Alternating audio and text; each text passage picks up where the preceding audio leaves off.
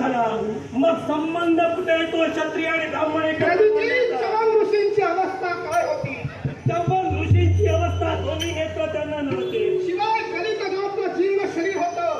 या वयोवृद्ध गलितगात्र जीर्ण शरीर आणि अंधत्व प्राप्त झालेल्या माणसाची या विश्वात कोणी विवाह करू शकणार असता आणि अखेरचा क्षण आला असता. तेव्हा विवाह सुकन्येनं केला म्हणजे तुमच्या मातेनं केला. मग सांगा, त्यात सुकन्येच्या अंगेतून आपला जन्म झाला म्हणजे स्वतःच्या आईचा अर्थात तुमच्या मातृकुलाचा स्वाभिमान सुद्धा या पतीचीनं बाळगणं गरजेचं होतं. मग तेव्हा समभाव कसं शब्द तुम्ही त्याचा हा मत्स्य खेळला असेल तर हा मत्स्य खातच नव्हे तर राजा कुशीत पासून तुमच्या मनात आहे असा खंडणी करतोय. तेव्हा प्रकरण तुला स्पष्ट करून द्यावं लागेल. प्रकरण मी का स्पष्ट करू? राजा कुशीत हे नाव घेतल्यानंतर प्रकरण तुम्ही स्पष्ट करा. मी 21 दिवस त्यांच्या जवळ राहिलो, अंगापासून वंचित राहिलो आणि ज्यावेळी मला राजकर्त्याची दया आली त्यावेळी मी त्याला पसंत झालो आणि ब्रह्मतत्वाचा आशीर्वाद मी त्याला दिला. काय चुकलं हे माझं? गणेश महान आपली सांगितलं ते 100 विश्वासी सत्य आहे का? मी तर म्हणतोय हे खोटं आहे. मग सत्य 21 दिवस तुम्ही त्यांच्याकडे त्यांची परीक्षा पाहण्यासाठी राहिला का? तर त्या क्षत्रियाला तुम्हाला जलजल करायचं होतं. पण 21 दिवस केवळ काही अन्न न भक्षण करता राहिला आणि अखेर त्या राजा आणि राणीला आपल्याकडे कुठे मित्र आहे त्या मित्राला भोजन केलं असेल तर आपण कसं भोजन करावं?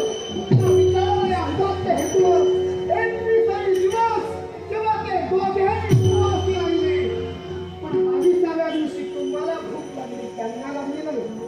आणि तुम्हाला भूक लागली म्हणून तुम्ही तुमचा संयम सोडला आणि तुम्हाला जमलं नाही म्हणून तेव्हा क्षत्रियाला आपली बाजू मारत सांगितलं की मी तुमच्यावर प्रसन्न आहे, फळतीक होतं. मग देवा बोला. मला माझ्या मातृकुलाचा स्वाभिमान नाही. मग सांग, भृगुमानच्या नात्याला देवा तुझे कोण? भृगुमंतांची कन्या म्हणजे लक्ष्मी. सागरमंत्रातून जन्म झाला म्हणून नव्हे तर ती अगोदर भृगुमंतांची कन्या होय आणि तीच लक्ष्मीनाची पत्नी म्हणजे माझ्यांचं नातं श्मश्रूर जामान होय. मग त्यांनी तेव्हा तुझ्या छाताडावर लाथ मारली होती. मग ती लाथ सहन करून सुद्धा जर का जामात म्हणून तू ताट मारायला त्यांच्याजवळ जाऊ शकतो तर मी मातेचा अंगीकार का करू शकत नाही? भृगुमंतांनी माझ्या छातीवर लाथ मारली होती.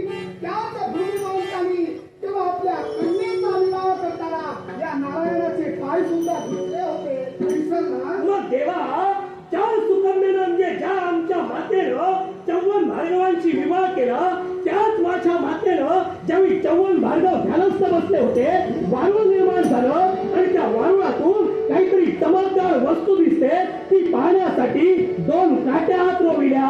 ते माझ्या पित्याचे म्हणजे चव्हाण भार्गवांचे नेत्र होते. मग माझे एका ब्राह्मणाचे नेत्र फोडण्यामागे एक क्षत्रिय कन्या कारणीभूत ठरली होती. ब्राह्मण अर्थात आपली पितृदेवता प्रत्यक्ष सुकन्येला दिसली होती का? मुळीच नाही. कुठे होती? वारुळाच्या ठिकाणी. वारुळात आज एखादा पुरुष असू शकतो, एखादा जीव असू शकतो, याची कल्पना कुणाला होऊ शकते का? वारुळाच्या ठिकाणी एका जीव वास्तव्य करतो हे तर त्या क्षत्रिय कन्येला ज्ञात होतं. वारुळाच्या ठिकाणी मानव राहू शकत नाही.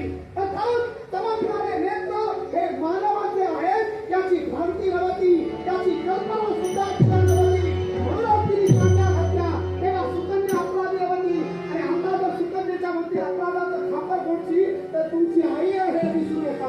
तिची आई आहे. आई नसलेलं सर्व पुत्राला झाकून ठेवावं ते असं उघडं पाडू नये आणि तेला होता तो बालिशपणा होता. पण त्याच आईनं तुमच्या पित्याला वृद्ध काळात जीर्ण अवस्थेत अंध अवस्थेत सांभाळलं. हे कोण सांगणार? हे नक्की तुम्हाला माझ्या मातेचा स्वाभिमान तो आहे. या कन्येला सांभाळलं ना? क्षत्रिय कन्या. केवळ क्षत्रिय नसती तर ब्राह्मणाला या विश्वात एवढी गोष्ट आहे. देवा, या विश्वाचा क्षत्रिय नसती ब्राह्मण राजगादी सांभाळण्यास सक्षम आहे म्हटलं.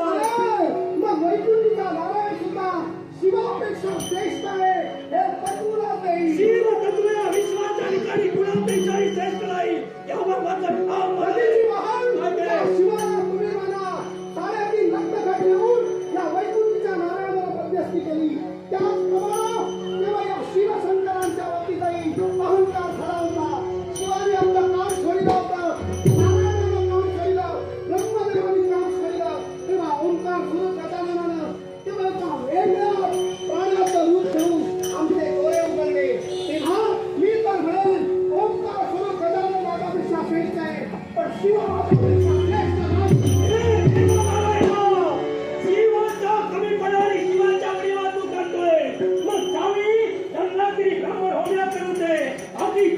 घेऊन संरक्षणासाठी गेला. एकही असुर तिथं आला नाही. त्यावेळी गर्वदेवा कुणाला झाला? प्रत्यंच्या कुणाची